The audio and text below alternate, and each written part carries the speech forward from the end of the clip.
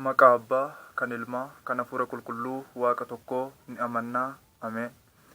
Maatiiwwan Kiristoos, ijoollee Waaqayyoo, Kiristoosiin kiristaana, Amaanu'eeliin amantoota, dhalachuu isaatiin dhalattoota jedhamtanii kan waamamtan, biyya keessas alas kan jirtan, maqaa Waaqayyoo isa dhuma hin qabneen akkam bultanii, akkamiinis yoo nageessanii. Ameen. Maqaan Gooftaa keenyaa, Fayyisaa keenyaa, Qoricha keenyaa Iyesuus Kiristoos baraa hanga baraatti kan ulfaatee fi kan galatoome nuuf haa ta'u. Kan isaa waamnee hirdarbuu kan hin dandeenye, haadha araaraa, haadha jaalalaa, kennaa fannoo jalaa, haadha Waaqayyoo, haadha keenya qulqulleettii dubaroo Maariyaam, maqaan ishees baraa hanga baraatti kan ulfaateef kan galatoome nuuf haa ta'u. Akkuma sadarkaa Waaqayyo isaaniif kenneefitti toloota isaa, ergamoota isaa, wareegamtoota isaa hunduma isaaniif maqaan isaanis baraa hanga baraatti kan ulfaatee fi kan galatoome nuuf haa ta'u. Egaa akka fedhaa fi eeyyama Waaqayyootti mata duree tokko fudhannee barnoota haala yeroo irratti hundaa'e barumsa gabaabaa waliin baranna. Barsiisaan Waaqayyoodhaa, gorsaan Waaqayyoodhaa, qajeelchaan Waaqayyoodhaa.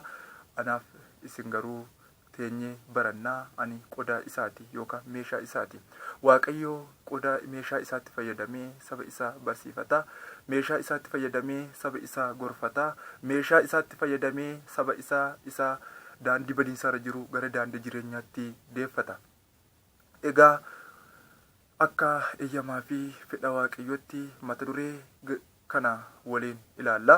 Sa'aatii qabnurraa, yeroo qabnurraa, umurii qabnurraa, daqiiqaa muraasa Waaqayyoof yoo laanne lubbuu keenyaaf fayyina, foon keenyaafis immoo eebbaa ni ta'a jechuudha.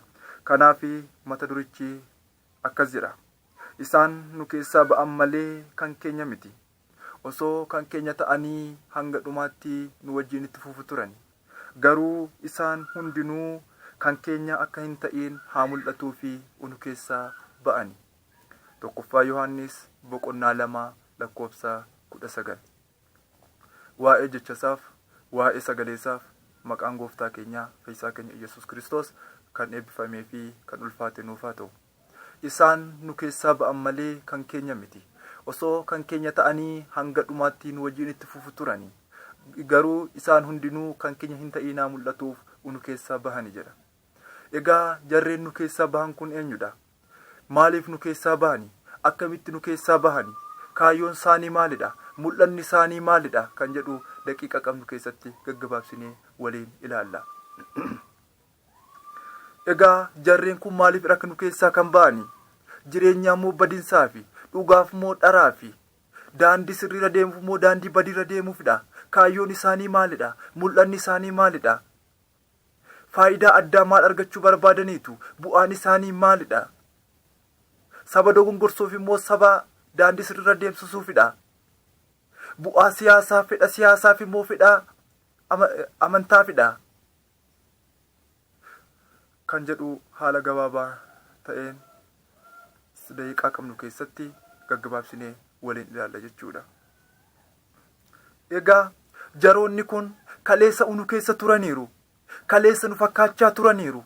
Kaleessa maqaaf nu faana soomaniiru. Kaleessa maqaaf nu faana barataniiru. Kaleessa nyaata jireenya nuti nyaanne nu wajjin nyaataniiru. Kaleessa fooniif dhiiga Waaqayyo nu wajjin nyaatanii dhuganiiru. Kaleessa nu wajjin cuuphamaniiru. Kaleessa mucummaa Waaqayyo nu wajjin fudhataniiru.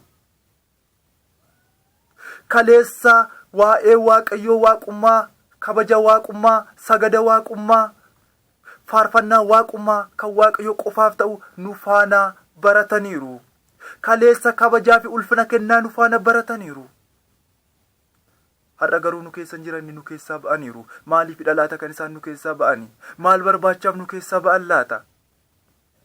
Sababa maalii nu keessaa ba'an laata? Maal argachuuf nu keessaa bahan laata? Bu'aa isaan nu keessaa bahanii argatan sun maalidha laata? Bu'aa foonii moo bu'aa lubbuudha? Dukkanatti galuuf moo ifatti deemuufidha? Si'ool galuuf moo tsiyooniin galuufidha? Saba balleessuuf moo saba gorsuufidha? Saba sirreessuuf moo saba jallisuufidha? Maaliifidha kan isaan nu keessaa bahan laata jaroonni kun? Misraachoo isuma nutti himametu isaanitti himame. Gammachuu isuma nutti himametu isaanittis himame. akkas jedha. Misiraachuu isuma nutti himametu isaanitti lallabame. Haa ta'uyyuu malee isaan warra amantiidhaan dhaga'anitti waan hin dabalamanii fi dubbichi isaan dhaga'an sun isaaniin hin fayyadne jedha. Ibroota boqonnaa 4:2. Misiraachuu isuma nutti dhageenye dhaga'ani. Sagalee nutti baranne baratani. Maaddii tokkorraa nu faana nyaachaa turani. Maaddii tokkorraa nu faana dhugaa turani. Sagalee Waaqayyoo wajjin baranneerra. Gammachuu yookaan misiraachuu isuma nuti lallabametu isaanitti lallabame. Isaan garuu warra amantiidhaan amananii fudhatanitti waan hin dabalamanii fi dubbichi dhaga'an sun isaaniin hin fayyifne. Dubbichi dhaga'an sun isaaniin hin gargaarre. Dubbichi dhaga'an sun bu'aa qabeessa isaaniin hin taasisne. Dubbichi dhaga'an sun gammachuu isaaniif hin taane. Maaliif amantiidhaan hin fudhanne waan ta'eefidha. Jaroota akkasiirraa Waaqayyo nu haa baraaru. Jaroota akkasiirraa Waaqayyo nu haa eegu. Inni biraan akkasidha. Barsiisa garaa garaatiin, barsiisa orma ta'een karaa irraa hin kaachifaminaa jedha. Barsiisa garaa garaatiin, barsiisa orma ta'een karaa irraa hin kaachifaminaa. Ibroota boqonnaa 13:9. Barsiisni garaa garaan kun maalidha laata? Barsiisni orma ta'e kun maalidha laata? Barsiisni garaa garaa kun, barsiisni orma ta'e kun daandiirraa kan nama kaachisudha. Dhugaa kan balleessudha. Barsiisni ormaa saba kan akka qoqqoodan kan nama taasisudha. Barsiisni ormaa daandii jireenyaarraa kan nama kaachisudha. Barsiisni ormaa, barsiisni garaa garaa kun mootummaa Waaqayyoo keessaa kan nama baasudha. Barsiisa garaa garaa kan qabatanii dhufanii ani masiihidha jedhanii kan dhufanidha. Maatiyos boqonnaa 24. Maatiyos boqonnaa 7:15. Barnoota adda addaa qabatanii kan dhufan. Bakkeen isaa cululuqaa ta'uu danda'a. Bakkeen isaa bu'aa qabeessa ta'uu danda'a. Bakkeen isaa waan jireenyatti nama geessu ta'uu danda'a. Jechi afaaniitii ba'u sunii jecha bareedaa ta'uu danda'a. Jecha laphee namaa hatu ta'uu danda'a. Seexanniyyuu jecha bareedaa, jecha miidhagaa sana Hewaanitti dubbateetudha kan inni Hewaanii fi Addaamiin mootummaa Waaqayyoo keessaa baase. Bakkeen isaa cululuqaa ta'uu danda'a. Garuu keessi isaa gara badiitti kan nama geessudha. Bakkeen isaa ifaa ta'uu danda'a, keessi isaa dukkanadha. Bakkeen isaa dhugaa ta'uu danda'a, keessi isaa garuu sobadha. Bakkeen isaa bareedaa ta'uu danda'a, keessi isaa garuu fokkisaadha. Dubbiin afaaniitii ba'u jecha bareedaa ta'uu danda'a, garuu keessi isaa immoo jecha bareedaa ta'uu hin danda'u. Du'atti, badiinsatti kan nama oofudha. Barnoonni ormaa tokkummaa diigaa. Barnoonni ormaa jaalala balleessa. Barnoonni ormaa wal danda'uu balleessa. Barnoonni ormaa dhugaa balleessa. Barnoonni ormaa daandii dhugaarra nama kaachisa. Barnoonni ormaa Waaqayyoon nama gansiisa. Barnoonni ormaa qulqulloota nama gansiisa. Barnoonni ormaa galgala keenya dukkaneessa. Barnoota akkasiirraa Waaqayyo nu haa eegu. Warreen barnoota ormaa baatanii deemanirraa Waaqayyo nu haa eegu. Warreen barnoota ormaa baatanii deemanirraa Waaqayyo nu haa tikfatu. Warreen barnoota ormaa baatanii deemanirraa Waaqayyo gara mana isaatti nu haa deeffatu. Jarreen akkasiirraa Waaqayyo nu haa eegu. Bara booddeettidha. Kanan haasaa jiru waa'ee macaafa qulqulluuti. Kanan haasaa jiru wanta macaafni qulqulluu jedhudha. Kanan haasaa jiru yookaan immoo saayikooloojii biyya lafaatiin, yookaan immoo dandeettii sammuu biyya lafaatiin, yookaan immoo darbeesi saayintistoonni beektonni garaa garaa kan isaan bocan miti. Macaafni qulqulluun gara booddeetti jedha. Gara booddeetti namoonni tokko hafuurota wallaalchisoodhaa fi barsiisaa hafuurota hamootaa duukaa bu'anii amantaa wangeelaa irraa akka galgalanii hafuurri qulqulluun keessaa baasee ni dubbata jedha. Tokkoffaa Ximootiyoos boqonnaa 4:1. Barnoota garaa garaatiin, barnoota bu'aa hin qabneen, barnoota dukkana ta'een, barnoota faayidaa hin qabneen, barnoota wangeelaa irraa akka galgalan macaafni qulqulluun ni dubbata. Har'as hedduun isaanii galgalaniiru. Har'as hedduun isaanii macaafa qulqulluu gananiiru. Har'as hedduun isaanii akka mataa isaaniitti imalarra jiru. Har'as hedduun isaanii natu caalaatiin amantaa tokko ishee turte, amantaa wangeelaa tokko ishee turte, amantaa dhugaa ishee tokko turte, amantaa macaafa qulqulluun hundoofte, amantaa ishee dhugaa sanaa bakka 20 walitti ciraniiru. Kanaafidha macaafni qulqulluun kan inni ragaanuuf ba'u. Kana duwwaa miti.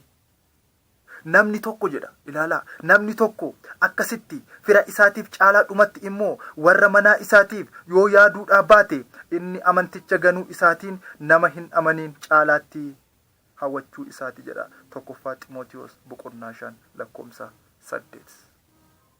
Macaafni qulqulluun akka kanaatti ragaa nuu ba'a. Macaafni qulqulluun daandii nutti agarsiisa. Macaafni qulqulluun karaa isaa nu barsiisa. Macaafni qulqulluun daandii jireenyaa, daandii boqonnaa qabu sana. Daandii si'ool osoo hin taane daandii tsiyoonitti nama galchuu sana. Daandii gahaannam osoo hin taane daandii mootummaa waaqayyootti nama galchuu sana nutti argisiisa, nu barsiisa, nu gorsa. Kanaaf daandii keenya, karaa keenya ishee dhugaa sana akkuma raajichi Ermiyaas jedhe daandii ishee dhugaa sana, daandii ishee qajeelaa sana irra deemuu fi karaa irra dhaabannee gaafachuun dirqama keenya. Eenyuun gaafanna laata? Abboota keenya gaafanna. Eenyuun gaafanna laata? Warreen amantaa keenya baatanii asiin gaafanna. Eenyuun gaafanna laata? Warreen itti wareegamanii, itti dhiiganii fidanii amantaa kana nuuf nu kennan isaaniin gaafanna jechuudha.